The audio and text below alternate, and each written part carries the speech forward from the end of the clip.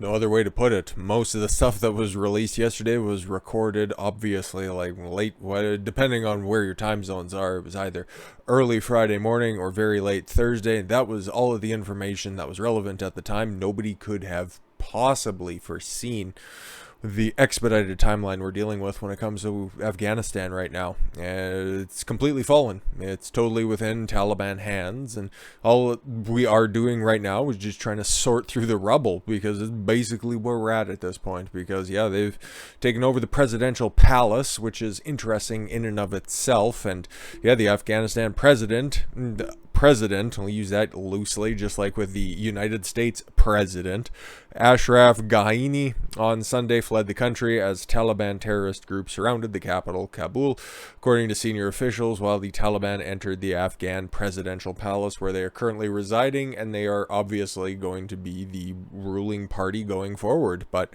as far as we can tell, Ghani, the dude was a total fucking failure, and it's kind of a reason why Afghanistan fell so quickly, because the withdrawal order, everything, Trump laid it out, okay? Beginning of May, there was going to be, everybody was going to be gone, okay? And then Biden said, oh no, we're going to need a little bit of additional time. But then they started to work on that same sort of platform that Trump had already put out. Oh, okay, so yeah, at the end of April, they were going to start withdrawing troops, okay? They were going to start withdrawing different diplomats that were there, no longer were going to be needed in the area. And then, since then, Taliban had started to resurge. They had been marshaling their forces, obviously, and then they started to gain more area, and then they started to take cities, and then eventually, yeah, they found themselves in the presidential palace, where the Russian embassy claims Afghan president fled with cars, helicopters full of money. The only reason the security force, the $88 billion that I had in the tagline on the video yesterday, that was the $88 billion that the United States government gave to the Afghani security force. That was supposed to be their standing army. They were supposed to be able to push back the Taliban. Okay, and this entire withdrawal has been totally bungled since word one, if we're being completely honest. Now, when it comes to foreign policy, not really my area of expertise. Clearly, in the White House specifically, that's not really the area of expertise for a lot of people. All I can do is just give a little bit of constructive criticism so we don't have another Saigon, Kabul fucking moment, because honestly, if anybody had any lingering assumptions that this was somehow not the second coming of Jimmy Carter, Joe Biden's little 10-15 minute fucking dog and pony show that he went out there, that was completely and utterly written down for him, and he still mumble fucked his way through it and mispronounced something, which it was a very basic word, and he completely fucking butchered it, and then he just shuffled his ass off stage and I'm not taking any questions. It's like, what the fuck? This is the biggest tragedy that, hopefully the biggest tragedy you are going to have in your entire presidency. These next 3 years are going to be a fucking ride, and we're only 7 months into this shit. But back to addressing Afghanistan as a whole, the only reason the security force falls, because they had so much infrastructure. They had bases around there, and they had all of those decades worth of training, because remember, we're coming up to the 20th year anniversary of the attacks themselves, and then everybody started to get deployed by the 20th of September. Okay, so there was a very quick turnaround. They've almost been there for 20 years, okay? They body bagged bin Laden in 2010, okay? Something that, you know what? Joe Biden has been on the wrong side of all of this fucking shit, okay? He was for this war, okay? He's made some spicy comments about continuing to be there and then still allowing blood to flow because it was for the betterment. He was all on that world building. He was all on that nation building strategy that George W. Bush installed, and then Barack Obama continued, okay? And then, yeah, okay, invade Iraq, sure, he's all fucking gung-ho on that one. He signed up for it, and he signed up for re-upping for it. And then when they thought that they had a lead, or Barack Obama had a lead on Osama bin Laden's headquarters in the mountains of Pakistan, which is a little weird, and it's like, okay, they were all Saudi Arabian descent, and then capturing Osama bin Laden in the mountains of Pakistan. Why are you in Afghanistan? Why are you in Iraq? Okay, interesting questions for a different day. But when it came to that, when it came to going out there and body bagging bin Laden, Joe Biden was against that. He's been on the wrong side of fucking everything, okay? And then you take a look at the people that they had in charge in Afghanistan. Obviously, they weren't the best and brightest people here. Corruption definitely had to play into this, okay? Because they had the infrastructure. They had all the fucking funding. And then within the course of a month, it's all fucking gone. Poof. Just fucking gone. It's like magic. It's just billions and billions and billions of dollars down the fucking shitter. I guess we know where all this stuff went, Went to line the pockets of the fucking weapons manufacturers. Those weapons, those Tomahawk missiles, those fucking drones that are now in the hands of the Taliban because they overran all of these fucking fortified bases that were all across the country, that were all set up and paid for by your taxpayer dollars and my taxpayer dollars as well, because Canada, I'm not too sure how much money we shipped over there, but we certainly did. The United States will get to their total cost because we got a fucking grand total at the end of it, and it's, yes, that $2 trillion mark that you guys have seen out there, but there's additional funds in there as well. And then the UK has also spent a whole bunch of money, and they've also additionally had sons and daughters fucking yeeted off there, okay? I'll just be selfish for a second. I've had extended family go over there and serve. I've had friends that I went to high school with go over there and serve. Okay, and all of that was just unfucking done. 20 years of progress. What we were told about progress, we were lied to. We were absolutely lied to from the initial mission to go into Afghanistan. We'll talk about Iraq at a different day, but to go into Afghanistan, still being there after you got the initial target. Oh, we're going in for bin Laden. Oh, and then all of a sudden, oh, guess what? Oh, we're going to be here for terror. Oh, and if we pull out right now in 2010, guess what's going to happen? Oh, the Taliban's just going to come and overrun, so we're going to have to train up these security forces. Where did that money, where did that training go? It was all fucking gone in an instant. There's nothing left. There's nothing worth saving, okay? They're tearing everything down. It's going to be back to that same fucking rubble-filled streets with mud huts on every corner that you still see right now in places like Iran and Uzbekistan. All of these fucking Islamic caliphates that are getting set up everywhere just because this motherfucker took all the money and ran. Now, honestly, it's coming from the Russian embassy, and who would fucking know? But at the same time, all of the different diplomats that were there, like Biden said, oh, nobody's going to be fleeing from rooftops. Take a look at some of the pictures that are out there. That's exactly what fucking happened.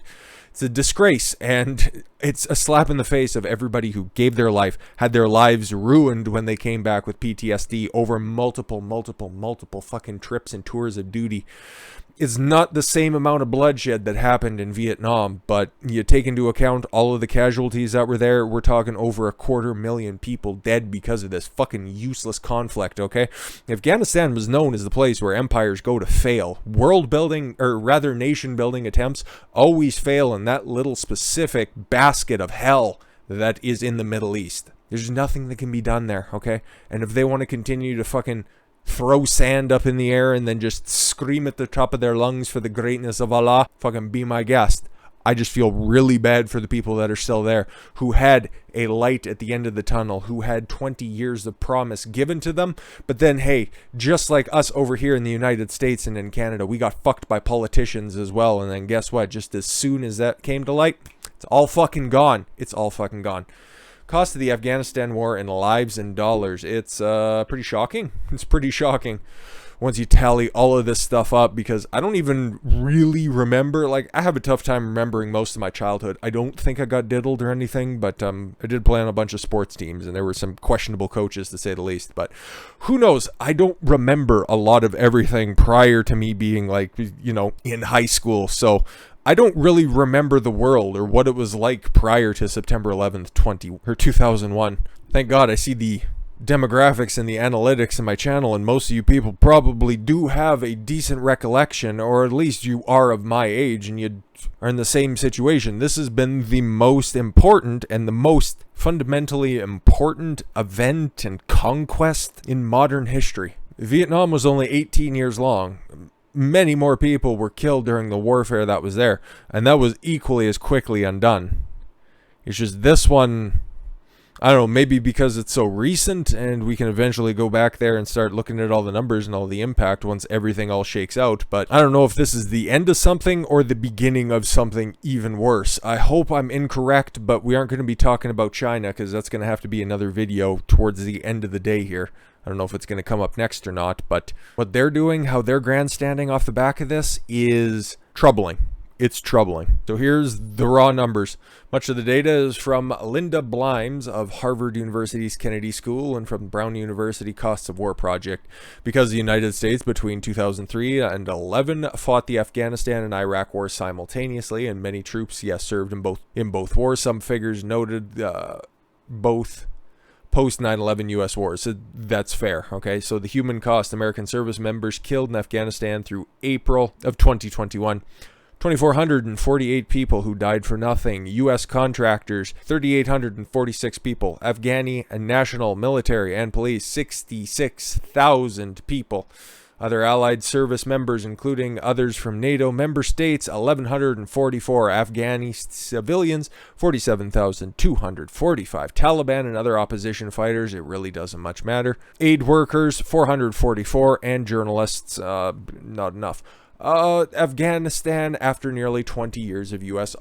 occupation.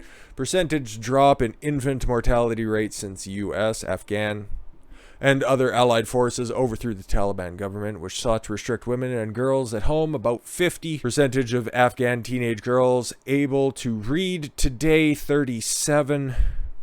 These are all percentiles. Yeah. You think any of that's going to be carried forward? Do you really think that Taliban, who has the same basic operating manifesto that the Hamas in Iran does, Sharia law's back, baby, and you think any of them are going to be fucking reading? I'll be the least of their concerns. There's certain things that just bug me to the core and just really make me feel unsettling, and what they're going to be doing to any of the women and girls that are there, yeah, that kind of touches on that. So that's what's going to be happening to them, because they're terrible, evil people. They're terrorists at their core, but it's all for the greater good, according to them. And remember, at the time, Joe Biden, when all of this stuff was going down, he was a sitting United States senator, and then for 8 years he was the vice president, and now he's the president, okay? I don't think that he's the guy you can place all of the blame on, okay? Obviously, the extraction and the withdrawal of troops from Afghanistan, that has got to fall squarely on his plate, but blaming him for the entirety of the situation is not fair, but he has to shoulder a ton of this fucking burden, okay? Because this, you could put it all the way back to Iran Contra, you can put it all the way back to, like, the Reagan administration, but it, to me, it really starts with Bush Sr., okay? And then it picks up a whole hell of a lot with George W., and then it just continues on to this day. Everybody who's at the reins of this shoulders at least a little bit of the blame, okay? Trump for maybe not doing it earlier, yeah, you could definitely put some blame on him for that, but he had a plan in place, okay? And would he have handled this differently? We don't know. We just seen how he dealt with different terrorists that were out there, like al-Baghdadi and General Soleimani. They fucked around and then they found out. And guess what? No further conflict, okay? How could Biden have handled this entire thing differently? Well, announce your extraction, send in more troops to make sure that if any of these fucking real-life Jawas start coming over the fucking sand dunes, they start screaming at the top of their lungs for the greatness of Allah, and guess what? Yeah, fucking return fire, my guys, and then they go back into the hills, okay? You make sure that the security forces are properly in place before you peel out. That was always the plan. That's always what the servicemen and women who have been there said when they were ever asked, what do you think should be done with Iraq? What do you think should be done with Afghanistan? Do you think we should just pull out soldiers? This is going back years at this point. They're all saying, yeah, they're pretty well trained, but we just need to make sure that they are left with the best possible situation. And that's fair. The way that Biden did it, just telling people, okay, it's time to go, and then just, not helping them out with the extraction process until now, all of a sudden, there's 6,000 fucking troops going in. We'll check in more in the aftermath, but this video is going to be Methuselaic in length, so let's continue with some numbers here. State Congress authorized U.S. forces to go after culprits in September 11th, 2001 attack. September 18th, 2001. That's the official date of demarcation, a week after the events. Been going strong ever since. I still don't think it's going to be over by the 20th. I could be wrong. The 20th anniversary, that is. I still don't think that that's going to be the case. They keep sending in more troops, and the different generals that are out there keep saying, oh, there's more of a terror threat. I don't want to be right. I really don't. Number of times U.S. lawmakers have voted to declare war in Afghanistan, 0. Does it matter? We're still there. It's still there. It just goes to show you, oh, there's laws on the books. Oh, don't worry. Well, all your precious rights and your freedoms will be protected. Till it doesn't matter. Number of times lawmakers on Senate Appropriation Defense Subcommittee addressed costs of Vietnam War during that conflict. 42. Cool. Paying for a war on credit, not on cash. Your kids' will still be paying this fucking debt off.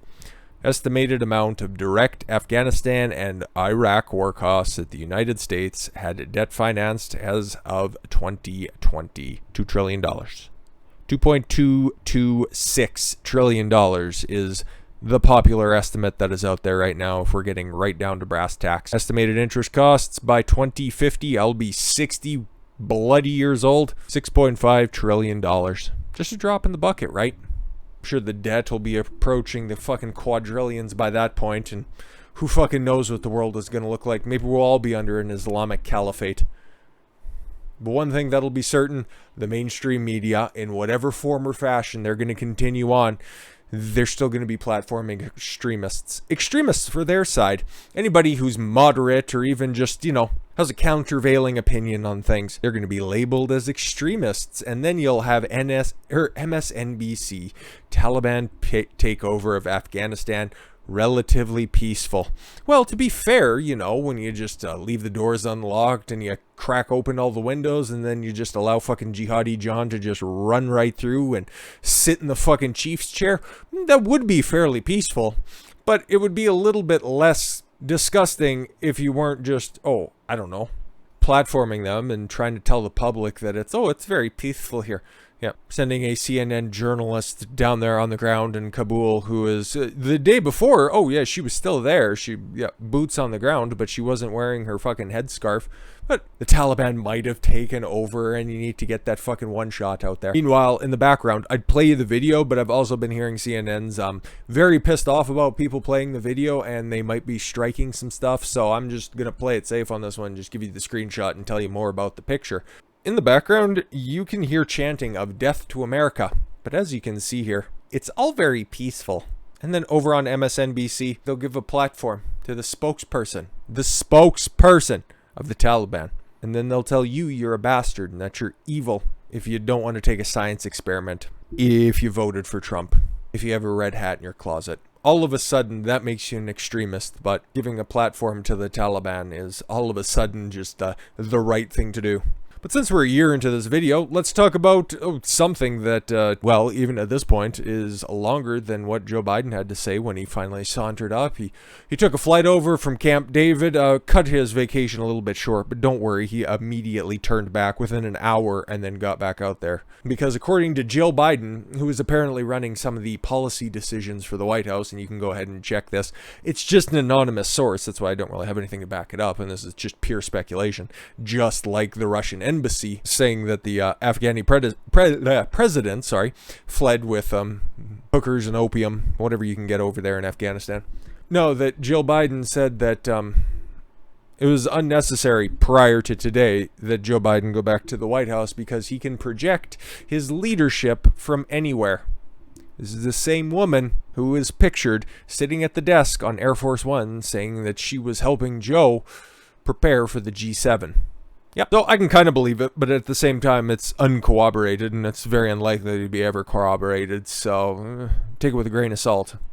Biden responds to Afghanistan collapse. This did unfold more quickly than we anticipated, than anybody anticipated, but you're at the reins for this one. You had ultimate say. You're the commander-in-chief, my guy. And after listening to that press conference where he just basically is like, Trump said all this in action, and we just got left with this situation. Buddy, there is nobody in public office right now who has had their handprints more over this entire situation than you. Ultimately, at the end of the day, W put everybody into the fucking sand dune.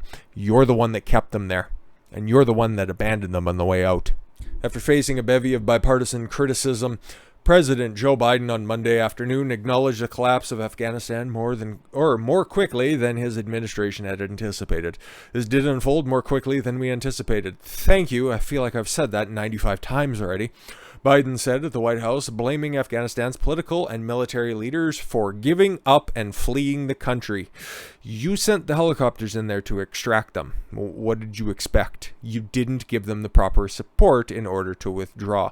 Again, I'm not a foreign policy advisor. I'm not anybody who's, got the inside track on any of this. All I've heard is just that kind of speculation from much more learned on these events, those type of people than I. All I can tell you is that the support wasn't there and the corruption was rampant in Afghanistan, and we all got sold a false bill of goods on this one. The president also accused the Afghan government of stopping the United States from carrying out mass evacuation plan ahead of the pullout, really, alleging it would create a crisis of confidence. You've had 20 years.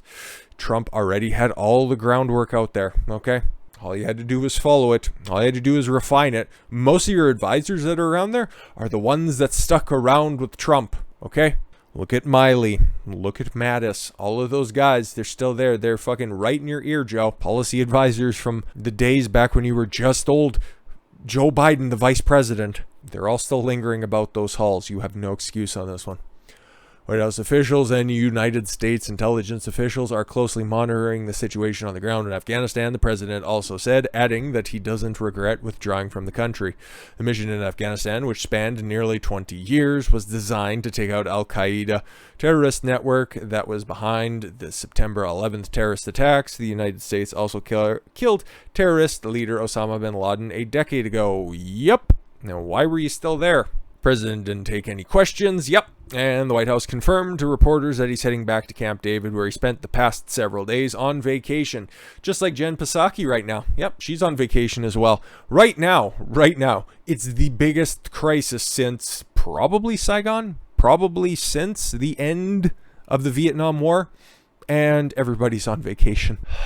There's nobody at the reins. There really isn't. In his speech, Biden appeared to touch on the chaos that is currently unfolding at the Kabul airport, where numerous Americans and former citizens remain. U.S. troops were fired on by armed assailants, forcing the soldiers to return fire, said Pentagon spokesperson John Kirby earlier in the day. We will get to that. But again, Biden hypocritically blames Trump for failed Afghanistan withdrawal, takes no responsibility. That is the overarching theme of the 10 to 15 minutes that he was up there. It was not long. It was not well said. It was not well put forth. All it was just another turnabout. It's like Joe Biden, most transparent administration in history, okay? We're going to start taking accountability for things. We're going to be a return to normalcy. The adults are back in the room. And you see what that has produced. Lies. President Joe Biden broke his campaign promise of taking responsibility and not blaming others by looking to shift blame for his botched withdrawal from Afghanistan onto former President Donald Trump. Of course, just like his predecessor, just like his former boss, Barack Obama. Every time something went sideways, just blame George W. Bush. And now Biden doing the exact same thing. Anytime anything goes wrong, Orange man bad. During the 2020 presidential election campaign trail, Biden said in a tweet, "I'll do my job and take responsibility. I won't blame others." That is false. I wonder if Twitter will fact check that. Highly unlikely. He also added that following that would be unlike this president, meaning Trump at this time. Biden also admittedly said the president's job is not about himself, but the people he is supposed to serve, the American people. Said text of the tweet down here. We'll go ahead and read it for posterity's sake, shall we? It's hard to believe this has to be said, but unlike this president, let's just read this in the context of current day situations. Let's just go ahead and switch that from saying June 4th, 2020 to August 16th, 2021. Okay? It is hard to believe that this has to be said, but unlike this president, I will do my job and take responsibility. I won't blame others, and I'll forget that this job isn't about me, it's about you. However, the Axios article, which was last updated on Sunday, titled Biden Blames Trump for Afghanistan Bedlam, talked about Biden going back on his promise to take responsibility for his actions and instead blaming someone else, Trump, which Biden said he would not do. The article explained Biden on Saturday Saturday doubled down on his long-standing rationale for withdrawing the United States military from Afghanistan, one that he adopted, one that he never supported prior to just taking over for Trump, but okay. Long-standing is a relative moniker. From Afghanistan as a threat of Kabul falling to the Taliban looms large, the Axios article added. Biden blamed his predecessor, former President Donald Trump, for empowering the Taliban and leaving them in the strongest position militarily since 2001. Just don't listen to any of the press conferences from like Thursday and Friday when Biden said that, oh man, it was by no means inevitable for the place to fall to the guys with the beard. It was delivered about that avuncular and wise. But yeah, Trump's been on a massive email. Again, just fucking hop on a social media or something. Just fucking take one of these out of relative obscurity, my guy. Let's fucking go. But yeah, no, he's been putting out some laser-focused email blasts. I'm not even sure. Statements. Like it's in 1998 and he's got those fucking chain letters out there. Trump released a handful of statements over the weekend criticizing Biden's failed withdrawal. Who or what will Biden surrender to next? Oof, Trump asked one of his statements. Someone should ask him if they can find him. Yep, exactly. But don't worry, it's pretty easy to find him at this point because, yeah, he's just back at Camp David. It's not a big deal. Not a big deal. Have you seen how far away Afghanistan is? It's not like they're just letting people hop on planes that are like, oh, I don't know, like 90 to 95% male, and then about, what's that age bracket? Like military-aged males. It's not like it's anything like that, obviously. No, it's not like they're chasing after, those C-17 planes that are just fleeing. It's not like they're all men that are on there. It's not like that picture right there where they're all just trying to glob on. And it's like, do you really think that you're going to be able to make the flight if you just hop on the wing? But that's the situation that they're in. There's several other pictures that have shown the inside cockpit, or rather the inside cabin, where it's just men for as far as the eye can see. And yeah, definitely no, that hasn't been a popular tactic to getting terrorists across the world by the likes of Al-Qaeda and the Taliban. ISIS. No, they haven't been doing that for fucking decades at this point. But hey man, it's a return to normalcy. Taliban parade 2 men through streets with blackened faces and nooses around their neck because they're civilized people, and tarring, and I guess they don't have enough geese around. They're probably too busy fucking them than to just pluck out the feathers to finish the medieval torture tactics, but clearly they can at least get halfway there. Taliban-style justice often means hands of thieves are chopped off. That old gag. This is medieval and barbaric, wrote one of Sarway's followers. I cannot believe this is happening right now, and I weep with sadness and with shame. Yep, exactly. All for probably working alongside the U.S. military at the time. But again, another popular talking point during the different speeches that were given today from the State Department, from the Defense Department, from Joe Biden himself is, what about the women and children? And I do feel bad for them, but at the same time, that's a weird policy decision, because if you think you can influence the Taliban by paying them off to be more diverse and inclusive, that ain't fucking gonna happen. It doesn't really matter how many zeros are at the end on that fucking check. They don't think of women as real people. Pretty based. No, obviously a joke. They hate them. They don't consider them as equals.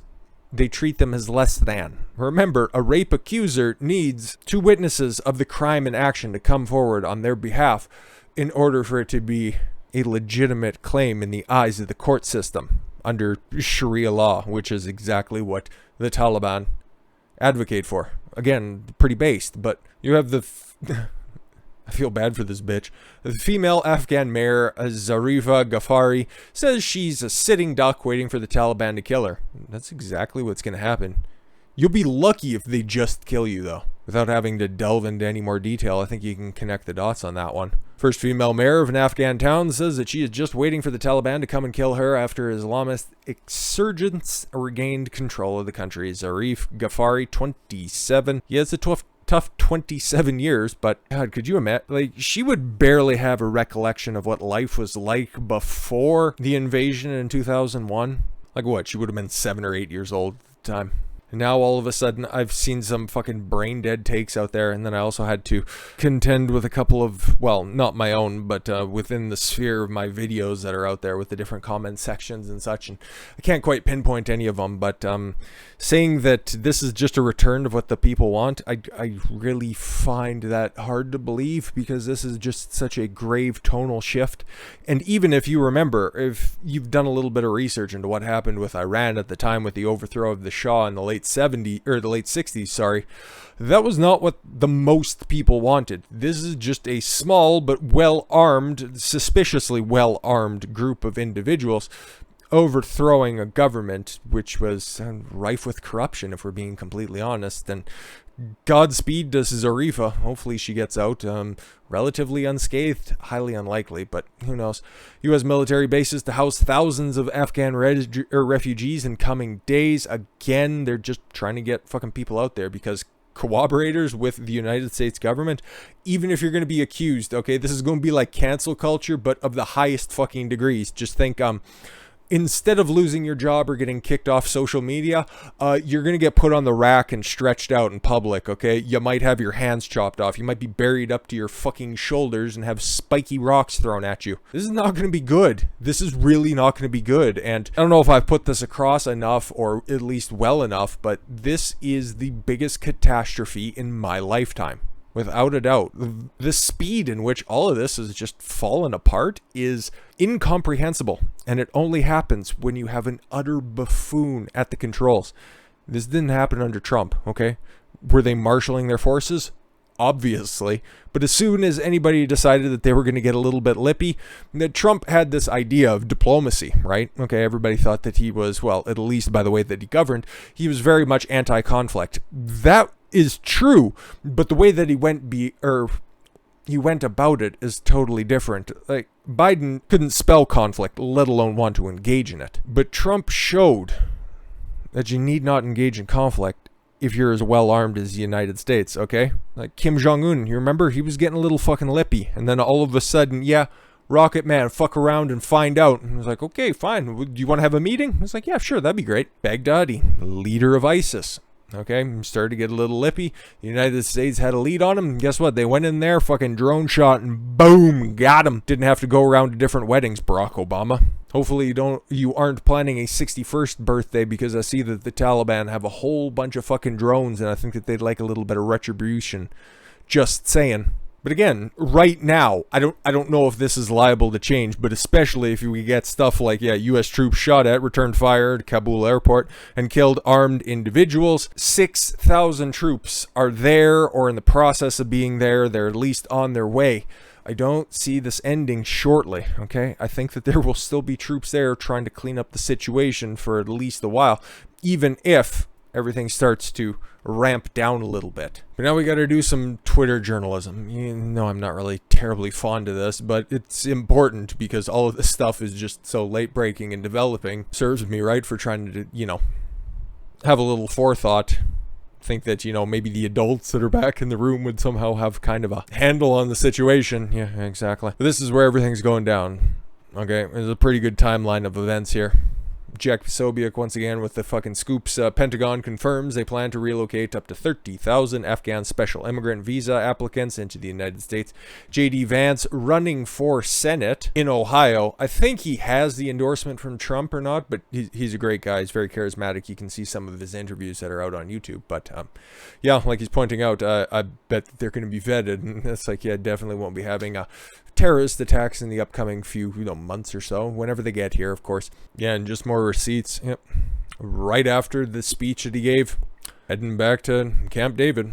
Gave the speech 3:45 p.m. Wheels up by 10 to 5. He's a real leader, folks. Then we'll wrap this up by, yes, another statement from Trump. It's not the way that we left Afghanistan. It's a grossly incompetent way we left. Very much so. They didn't cover their fucking bases. So now what happens to Biden?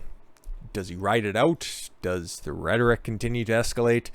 Does it just get shifted off onto something else? Time will tell. But if this was any other politician, if this was a Republican that was still in the White House and something like this happened, do you think that they'd be given this type of a loving coverage that, oh, this was just the kind of speech that we really needed at this point. Oh, this was just somebody saying that enough is enough and we just need to go ahead and continue with our withdrawal from the Middle East. Enough is enough, guys. There's literal takes like that out there. One of Joe Rogan's favorite journalists with that fucking stupid take. And you got MSNBC, you got CNN just running cover for the fucking Taliban. We're here. This is 2021 after all. Clown world in full effect. Biden should resign. Okay, this is all on him. This is all on his national policy advisors. What's likely to happen though? Those national policy advisors, those generals end up taking this fucking L and then they march out. And if under some extraordinary circumstance Biden wears this one and he exits the White House, I don't like the alternative. You guys know, Kamala's next in line, and she'd also have say on who her vice president, who her number 2 would be. I hazard to think the horrors that could be wrought upon us with that. Biden's incompetent. He has done a whole host of stupid shit. But the alternative in this case is tangibly worse, okay? And he has to wear this. Biden has to wear this entire abomination of a situation for the rest of his political career, let's be completely honest, because there's nowhere to go after this. This has been the most disastrous 7 fucking months only of a presidential administration that we'd have to go back and we'd have to double check through history, but at least in modern times, the worst 7 months to open up a presidency. I really do hope it turns around from here. It's just not fucking likely at all whatsoever. And what's even sadder about this, the Taliban will celebrate the 20th anniversary of 9/11 inside the U.S. Embassy in Kabul. We got absolutely nowhere. 20 years. Billions, geez, I wish. Trillions and trillions of dollars just absolutely fucking wasted. Thousands of people's lives destroyed. Millions more affected because of it. And yeah, Taliban really is no worse off. Take a look at what their operations were like September 10th, 2001. And then you just forecast that out to September 11th, 2021. Not a whole lot's changed. It's the date on the calendar. But now let's talk about a different tyranny. Mask mandates, of course. Hey. Thank you all very much for the gift of your time, especially on this one. It is a big old beast of a video, and if you're still watching, thank you very, very much. I've been Don Consuelo. I want you to follow your gut and get after it. Take care, everyone.